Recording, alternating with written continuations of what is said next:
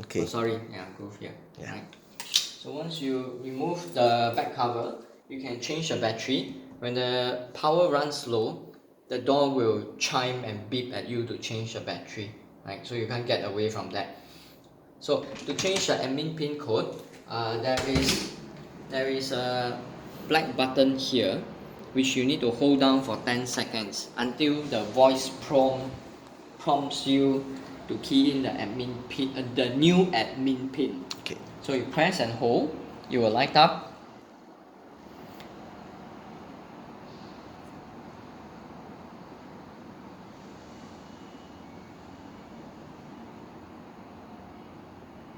Please input PIN code. So the pin code is 555698888.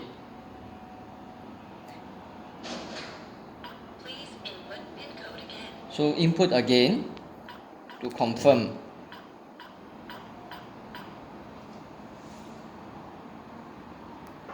User exists. It says user exists because that is the current admin pin code, right? So if you key in a fresh pin code, it will ask you to key in the second time to ascertain that you have keyed in the right admin pin code. So at the outside of the door, if you key in the admin pin code, which is Verification succeeded. 2. Card key management. 3. PIN code management. 5. System setting. Press corresponding number and pound key to confirm. So you will go into the settings menu, which allows you to register new pin codes or register the key card. Alright. So if you want to register new pin code, just key in 2 pound. Card key registration. 2. Delete an individual card key. 3.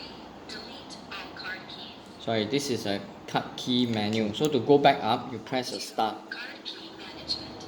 3. PIN code management. 5. System setting. Press corresponding number and pound key to confirm.